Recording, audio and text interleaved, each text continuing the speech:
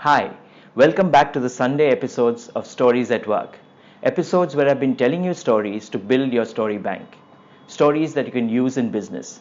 Today's story is from one of my favorite books on communication, Made to Stick by Chip and Dan Heath. The year is 1990, and in Stanford University there is a student called Elizabeth Newton, and she is doing a postgraduate degree.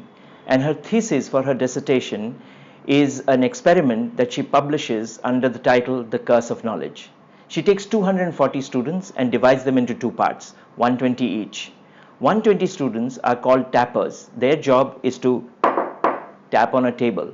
The other 120 are called listeners. Elizabeth then told the tappers and the listeners that she would give the tappers a list of very popular English songs, songs that everybody knew, songs like Happy Birthday, etc.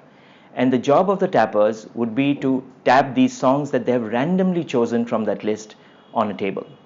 She would then make a pair of a tapper and a listener, and the experiment began. When the tappers finished tapping and came back, she asked the tappers one by one, individually, "How do you think it went?" And the usual answer, "I think it went off well." "Why do you think it went off well?" "Oh, it's such an easy song, and I think I did a decent job of tapping." She then asked them whether they were 100% certain that their partner, the listener, got it. About 50% of the tappers were 100% certain that their partner would have got it. Then she went to the listeners and they took the piece of paper where they had guessed and tabulated the results. Do you want to take a guess how many of those people got it? 20%? 10%? No, less than 2.5%. And this is what Elizabeth calls the curse of knowledge. What Elizabeth is basically saying is that when the tune is running in my head, then something like jingle bells, jingle all the way sounds perfect. But if the tune is not running in your head, then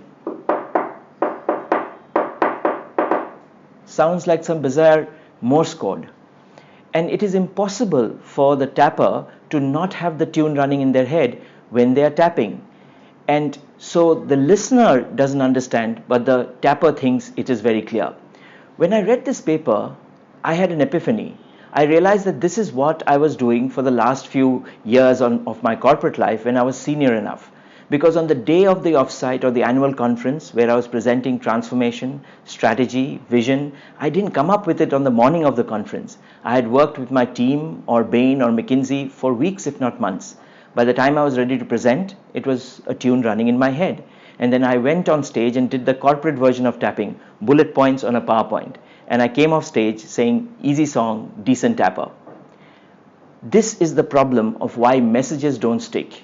It is a problem where we cannot put ourselves in the shoes of people who don't have the information we have. It is about sharing the context. I hope you enjoyed that story and found it useful. Do subscribe to our YouTube channel so that you don't miss any of these episodes, and join the WhatsApp group so that you can download the video and share it with your team. Join me next Sunday. Thanks for watching.